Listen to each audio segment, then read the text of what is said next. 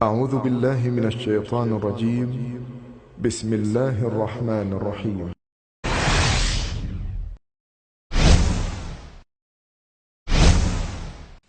ابراہیم علیہ السلام نے لوگوں کے ساتھ عیدگاہ جانے سے انکار کیا اور عذر پیش کیا کہ وہ بیمار ہیں۔ وہ لوگ آپ کو چھوڑ کر چلے گئے۔ بعد میں ابراہیم علیہ السلام ان بتوں کے پاس گئے، پھر پوری قوت سے دائیں ہاتھ سے کلہاڑا مار کر ان کے ٹکڑے ٹکڑے کر دیے، لیکن بڑے بت کو چھوڑ دیا تاکہ سب اسی کی طرف رجوع کریں۔ تمام چھوٹے بتوں کو توڑ کر کلہاڑا اس بڑے بت کے کندھے پر رکھ دیا۔ مشرکین میلے سے لوٹے تو دیکھا ان کے سارے معبود اوندھے منہ ٹوٹے پھوٹے پڑے ہیں، ان کے تمام معبودوں کو توڑ دیا گیا تھا۔ وہ حیران رہ گئے کہ یہ کیسے ہو گیا، کس نے کیا؟ کہنے لگے یہ کام کس ظالم کا ہے، اس نے ہمارے معبودوں کی توہین کی ہے۔ اس وقت جن لوگوں نے ابراہیم علیہ السلام کا وہ کلام سنا تھا انہیں ان کا خیال آ گیا۔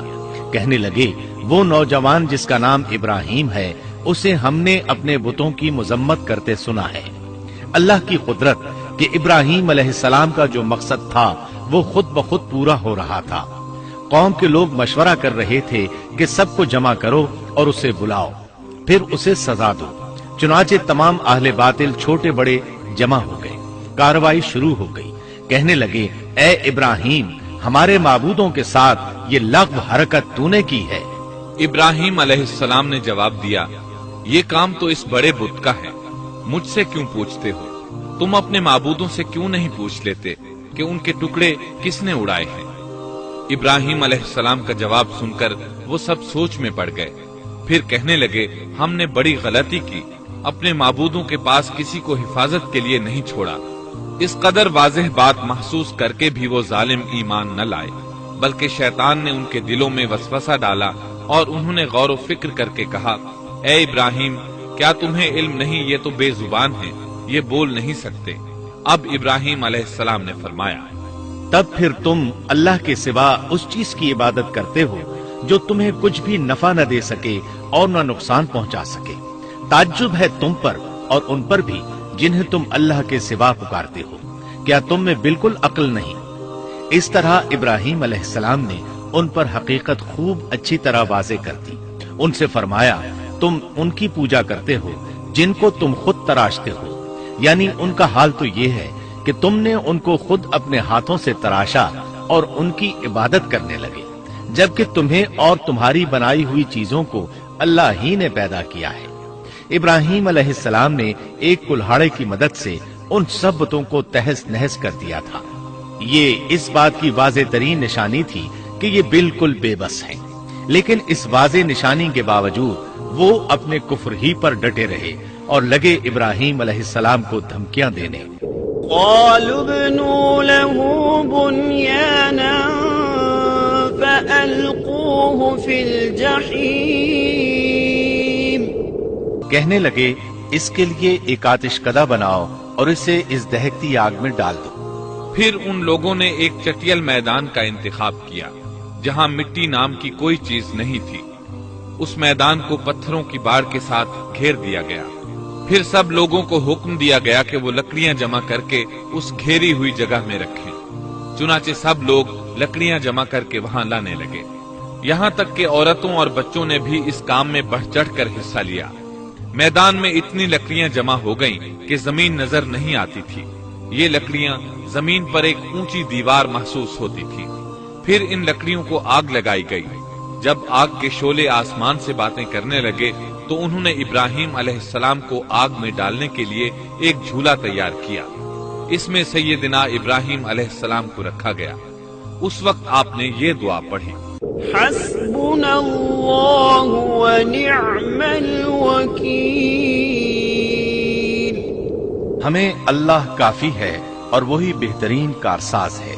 یہ کلمہ ہر محتاج اور مصیبت زدہ کو پڑھنا چاہیے۔ بخاری میں ہے، رسول اللہ صلی اللہ علیہ وسلم نے فرمایا، حسبنا اللہ و نعم الوکیل ابراہیم علیہ السلام نے اس وقت فرمایا تھا جب انہیں آگ میں پھینکا جانے لگا تھا۔ مطلب یہ کہ ہم اللہ ہی پر بھروسہ کرتے ہیں، اس کے سوا ہمارا کسی پر بھروسہ نہیں۔ بعض روایات میں یہ بھی ہے کہ جب ابراہیم علیہ السلام کو آگ میں ڈالا جانے لگا تو جبریل علیہ السلام آئے اور کہا، اے ابراہیم، کوئی حاجت ہے تو میں حاضر ہوں۔ ابراہیم علیہ السلام نے فرمایا، اگر تم اپنی مرضی سے آئے ہو تو مجھے تمہاری کوئی ضرورت نہیں۔ ایک دوسری روایت میں ہے کہ بارش کے فرشتے نے حاضر ہو کر کہا تھا، اے ابراہیم، مجھے حکم دیجئے میں بارش برسا کر اس آگ کو بجھا دوں۔ لیکن ایسی تمام روایات ضعیف ہیں۔ یوں بھی اللہ کا حکم ان سے پہلے کام کرنے والا تھا۔ اللہ تعالیٰ سورہ انبیاء آیت 69 اور 70 میں فرماتے ہیں، قلنا يا نار كوني بردا وسلاما على إبراهيم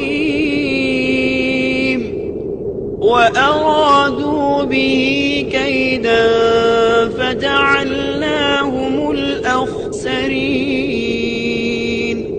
ہم نے کہا، اے آگ ابراہیم پر ٹھنڈی ہو جا اور سلامتی والی ہو جا۔ گو انہوں نے ابراہیم کا برا چاہا لیکن ہم نے انہیں ہی نقصان پانے والا کر دیا۔ چنانچہ جب ابراہیم علیہ السلام کو آگ میں ڈالا گیا تو وہ ٹھنڈی ہو گئی۔ ابن عباس رضی اللہ عنہما فرماتے ہیں، اگر اللہ تعالیٰ آگ سے یہ نہ فرماتے کہ سلامتی والی ٹھنڈی ہو جا تو وہ اس قدر سرد ہو جاتی کہ اس کی ٹھنڈک سے تکلیف محسوس ہوتی۔ گویا آگ بھی اللہ کے حکم کے بغیر نہیں جلا سکتی، چھری اللہ کے حکم کے بغیر نہیں کاٹ سکتی، اس لیے کہ یہ بھی اللہ کی مخلوق ہیں اور ان کی قدرت بھی اللہ کے پاس ہے۔ وہ چاہے تو ان کو قدرت عطا کر دے، چاہے تو قدرت واپس لے لے۔ آگ کو ٹھنڈا ہونے کا حکم ہوا، وہ ٹھنڈی ہو گئی۔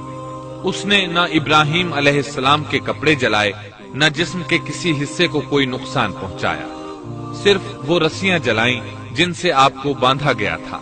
سبحان اللہ۔ لوگ آگ کے گرد اس انتظار میں کھڑے تھے کہ جو ہی انہیں آگ میں پھینکا جائے گا وہ جل کر راکھ ہو جائیں گے، لیکن وہ یہ دیکھ کر حیران رہ گئے کہ ابراہیم علیہ السلام بڑے ناز سے آگ کے درمیان بیٹھے ہیں۔ بعض روایات میں ہے کہ ابراہیم علیہ السلام فرمایا کرتے تھے، مجھے ان دنوں جو راحت اور سکون حاصل تھا ویسا آگ سے نکلنے کے بعد نہیں ہوا۔ لوگ اس معجزے کو دیکھ کر حیرت زدہ تھے۔ پھر ابراہیم علیہ السلام آگ سے نکلے۔ اتنا بڑا معجزہ دیکھنے کے باوجود لوط علیہ السلام کے سوا کوئی شخص پورے بابل شہر سے ان پر ایمان نہ لایا۔ اللہ تعالیٰ فرماتے ہیں، فآمن له لوط، پس ابراہیم پر لوط ایمان لائے۔ مطلب یہ کہ پوری بستی سے لوط علیہ السلام تھے جو آپ پر ایمان لائے تھے، باقی تمام لوگ کفر ہی پر ڈٹے رہے۔ ابراہیم علیہ السلام ان کا رویہ دیکھ کر نا امید ہو گئے کہ اس سے بڑھ کر یہ کون سا معجزہ دیکھنا چاہتے ہیں۔ ان کے بتوں کو توڑ دیا گیا، اپنی آنکھوں سے اللہ کی نشانی ان لوگوں نے دیکھی، پھر بھی یہ ایمان نہیں لائے، چنانچہ آپ نے وہاں سے ہجرت کا ارادہ فرما لیا۔